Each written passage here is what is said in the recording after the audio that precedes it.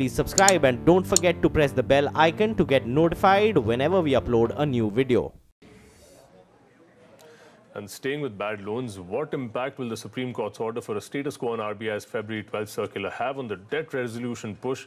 To discuss that, we are joined now by Ashvin Parekh, Managing Partner of Ashvin Parekh Strategy Advisory, and Shireen's here to take us through that conversation. Shireen, over to you. Well, thanks very much. Yes, let's go right across to Ashvin Parekh. Mr. Parekh, appreciate you joining us here on CNBC-TV18. First up, I want to ask you what you make of the Supreme Court's decision today to issue a status quo on the Reserve Bank's 12th February circular.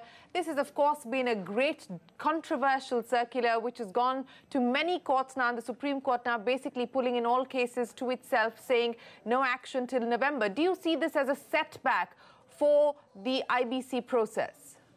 Well, I mean, in some form it is a setback. I mean, it's a large setback. And the reason is, I mean, the ground on which it now may get sort of, examined and eventually challenged perhaps, is the period, let's say, within which, let's say, the NPA accounts have to be moved to NCLT IBC process. So, I mean, instead of 6 months, we may come across a different approach altogether. Who knows? I mean, the court will have to really look at and examine this. But it does give a bit of a jolt, to the extent that, if we were making the banking system and if we were making the regulator, in some form, at least push the recovery situation in the banking so that it can restore its capital and get back its capital, it's certainly going to have a bit of a setback. Now, where do you stop from here? I mean, if one aspect is challenged, for example, and we may say, okay, it need not be 2,000 crores. I mean, it can be 4,000 crores, 5,000. Where do we stop? Because each and every promoter, each and every case will in itself have enough grounds, which they can take to the court. What about... And Mr. Parekh, what about the cases where the process has already been initiated at the NCLT? Exactly, because then what may happen is, I mean, the amount of effort that has already gone into, resolving some of those cases, I mean, I'm afraid then once again people will get an opportunity to really get them reopened, get them re-examined, in which case the recovery suffers. I mean, as such, we know that the entire process has taken much longer than what was envisaged earlier.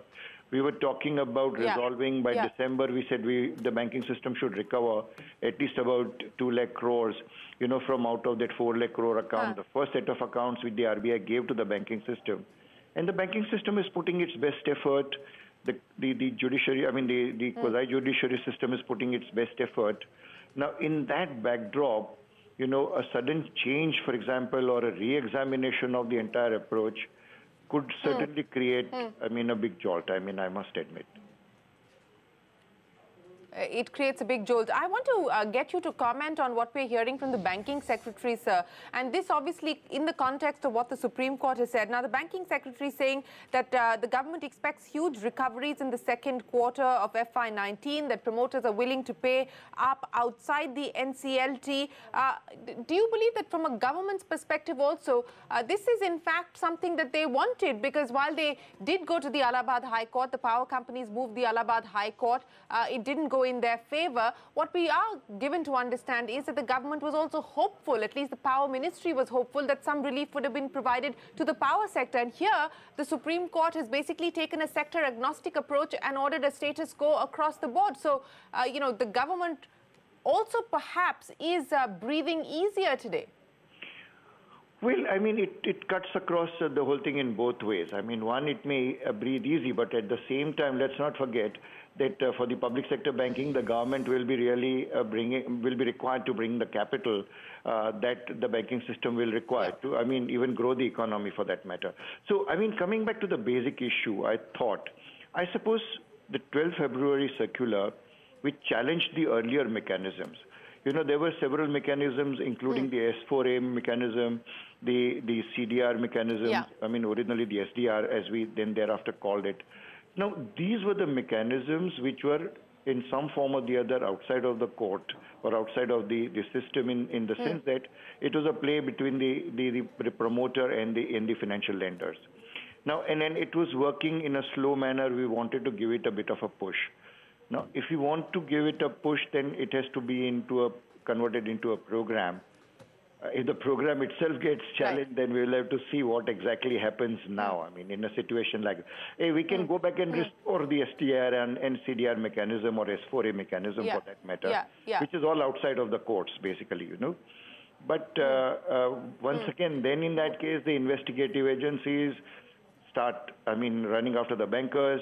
I mean, here, at least in this particular case, there was NCLT involved, so the bankers were making decisions.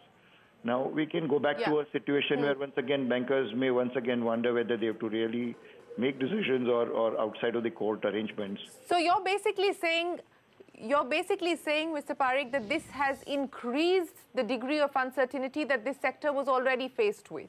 Largely. And we're not just talking about the uncertainty now with the financial lenders or with the system or with the promoters, but let's look at some small market of, let's say, bidders and those who are interested in investing in the stressed assets, I mean, outside of India and in India, both domestic and overseas. I mean, they were waiting for the NCLT IBC process to really take its roots and strengthen. Now, they will also wonder, you know, I mean, whether they should really, this is a good time, you know, for them to invest in stressed assets at all. So, I mean, it's the sentimental impact, basically, on all the constituents, I suppose. I mean, not just the bankers. I'll end by asking, but the entire ecosystem. I'll end by asking you, do you believe that this leaves the RBI undermined? Well, so then in that case, I mean, once again, and the question that comes up is then what will be the regulator's role then in that case? I mean, is he responsible for monitoring the recovery at all, which is what he was actually doing? Or does he really then allow the banking system to take the process on its own outside of the process, out of the judiciary process, and try and resolve, which has been happening for all these years, and because it wasn't really functioning efficiently, then the RBI and both, I mean, the Act had to step in to give it a bit of a direction and push. So, I mean, we are actually into a situation where, yes, the regulator's position gets undermined, and now he will have to work out a new course. So now he'll have to chart out a new course under this revised circumstance. Well, we don't know what those revised circumstances will be. We'll have to wait till November when the court picks up on this matter again. But for this evening, Ashvin Parekh, appreciate you joining us here on CNBC-TV18. Just to take this conversation forward, as we speak of NPAs, the banking secretary says the government expects huge recoveries in the current quarter. Let's go across to Sapna now for more. Sapna, what is the reason that the government feels so confident of the recovery process picking up steam in Q2? So twofold approach over here that we need to keep in mind. Of course, big cases like SR and others are up for hearing probably tomorrow in the Supreme Court. So somewhere around 49,000 crores is the number that is being spoken about. So that is for the NCLT. So that's one big expectation here. That will be a straight positive for the banking sector and also for the government's approach to tackle NPAs.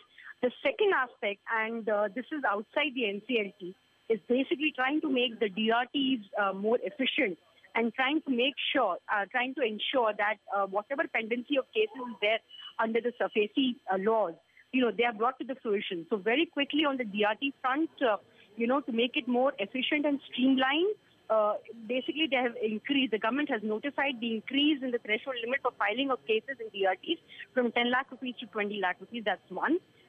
Because by value, such cases were only 4%, but by number, it was pretty huge. So currently, the number was as much as 41%. This will help declutter the DRT. That's one. Second, equally important would be the e-auction bazaar, which, the government has already initiated in conversation with banks and IBA. A new system, a fresh system has to be put into place.